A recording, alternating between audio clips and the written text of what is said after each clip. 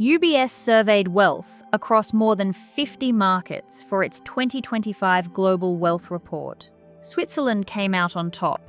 Not oil money, not a tech boom. A nation of 8 million ordinary earners holds more average wealth per adult than anywhere else on Earth.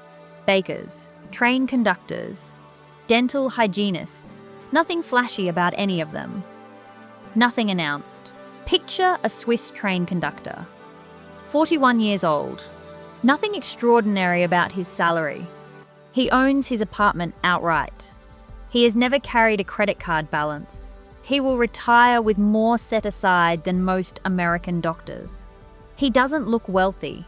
He never tries to. He didn't inherit it. He didn't invest aggressively. He just never saw most of his income as spendable in the first place. No tricks. No deprivation. How does an ordinary salary turn into outsized wealth? In a country where a sandwich costs $15, you might be thinking the Swiss just earn more. Higher wages. A stronger currency. That's true to a point. But income explains less than you'd expect. If money in were the whole story, the gap would have closed generations ago. The same way wages and prices eventually balance out across any two wealthy economies. It hasn't. Switzerland and the United States have comparable income per capita. Both are wealthy nations, full of educated, well-paid people. What separates them isn't what comes in. It's what happens to it the moment it arrives. Researchers studying European household finance have asked this question for years. Why does similar income, earned in similarly expensive cities, produce such different outcomes by the time people retire? The answer is two words: automatic allocation. The Swiss call it Vermögensaufbau. Systematic wealth building, treated as a cultural default, not a goal you chase once you earn enough. A structure you live inside from the first paycheck. Before money is spent, it is already assigned. Savings first, then everything else. This works because of something psychologists call decision fatigue. Every choice about money draws from the same limited well of willpower, and that well empties fast over the course of a single month. The fewer decisions you are forced to make about money, the less willpower it takes to stay consistent. And consistency is the entire engine behind compounding wealth. Vermögensaufbau removes the decision entirely, before fatigue ever gets the chance to win. Here's what most Americans do instead. Income arrives. Spending happens first, decision by decision. Saving is whatever survives until the 30th. There's rarely much left. This is what behavioral economists call present bias. Your brain overvalues money available right now, and it undervalues that same money sitting safely in the future. Every swipe of a card feels free in the exact moment it happens, because the cost has already been mentally separated from the consequence. The bill arrives 3 weeks later as someone else's problem. It feels harmless in the moment. It rarely is. Switzerland's household savings rate sits above 18%, according to its Federal Statistical Office. The American rate, by comparison, sits under 5%, same global economy. Same access to banks and budgets, a completely different relationship with the gap between earning and spending.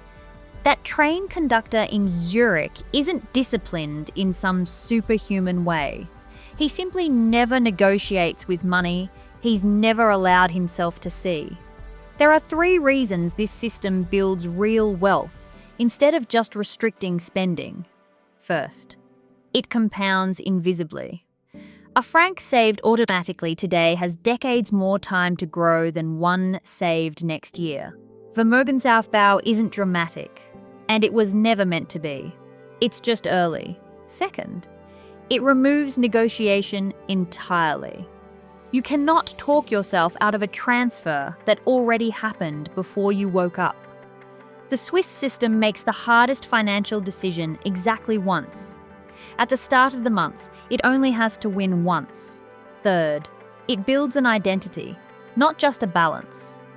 Every month, the system runs untouched, without a single manual decision. You become less like someone hoping there's enough left over. You become someone who already knows there is. That identity outlasts any single paycheck. You can build the Swiss version of this tonight. Step 1. Open a second account, separate from where your paycheck lands.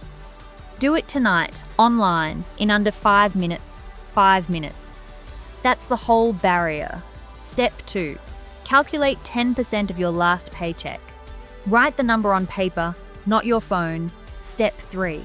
Schedule an automatic transfer for the morning after every payday, before any bill is due. Step 4. Remove that account from your banking app's main screen, or rename it something you'll stop noticing. No new app required. No fees. By your next paycheck, money will already be allocated before you ever decide to spend it. Right now, you stop feeling like you're guessing whether there's enough. Tomorrow, you start feeling like you already know there is, not richer by luck. Wealthier by structure. Open the account tonight. Schedule the transfer tomorrow morning, somewhere in Zurich tonight. A train conductor with an ordinary salary is falling asleep without once having negotiated with his own paycheck. And that is the entire difference this video is about.